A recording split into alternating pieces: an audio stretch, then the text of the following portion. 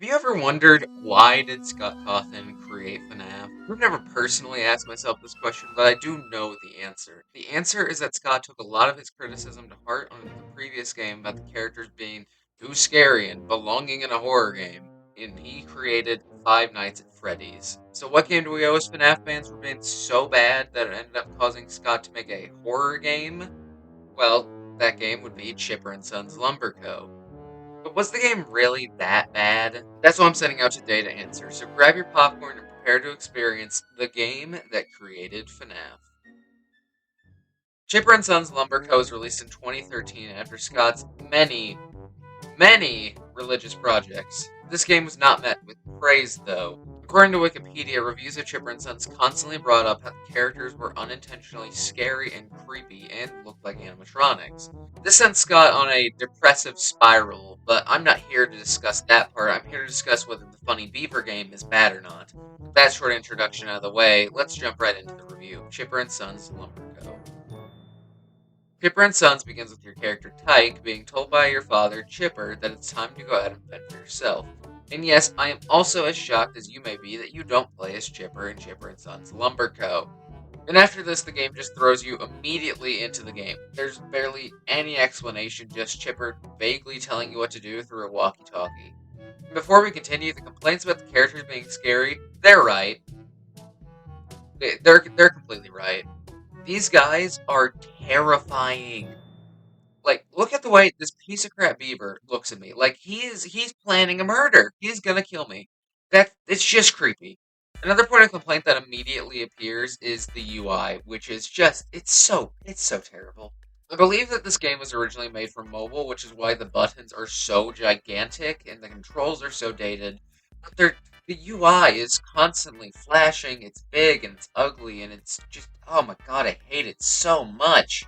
At the beginning of the game, when Chipper tells you to go chop down a tree, there are two arrows that are pointing in two directions, and their animation is so fast that it just becomes annoying to look at.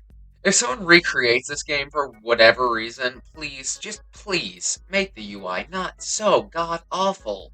You can explore as far as you want to go, to my knowledge, and there are constantly new things to discover.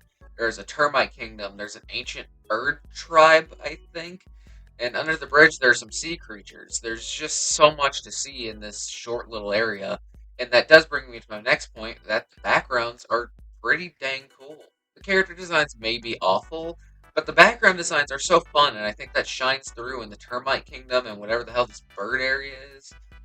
It's cool, and if the game just had more world building, I might even know what this place is called. Moving on to the gameplay, it's pretty bland, and it's the only thing you'll be doing throughout the game, so it gets repetitive pretty quickly.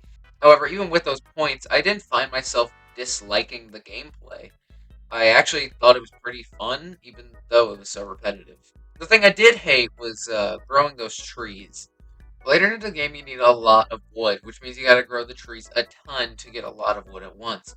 To do this quickly, you need to water the tree. So what ends up happening is that I have one tree at 5,000, which takes like 2 minutes, and I have other trees at 437 because they grow so freaking slowly. Is there an upgrade that makes them grow faster? No clue. I only played for 30 minutes, so, you know.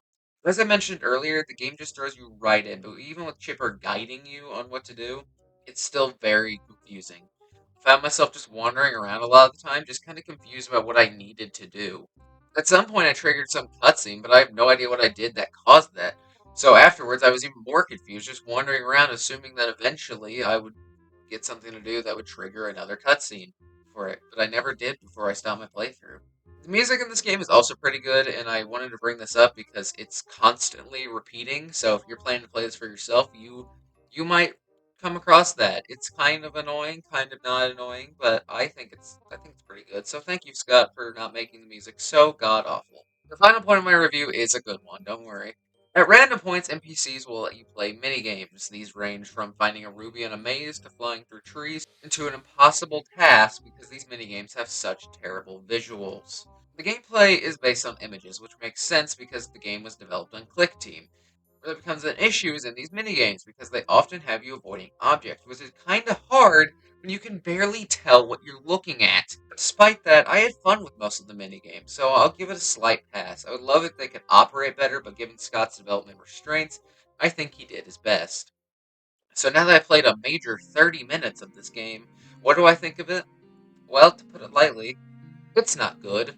Not so bad that it's unplayable, but it's just not great. It's very rough around the edges. The character designs are indeed pretty awful, and the game lacks any major features that make me want to keep playing. There's no goal to reach for throughout the game, and that makes it hard to even want to continue playing. However, the world designs themselves were pretty cool, and the music was also nice, along with the smaller things like those minigames I discussed a little bit ago. So, despite Chipper and Son's dated look and control system, I do think that if you're a FNAF fan, you should still check it out to experience the game that led to the creation of FNAF. But thankfully for me, there's not another one of these games that require me to make a sequel to this video. Wait, hang on.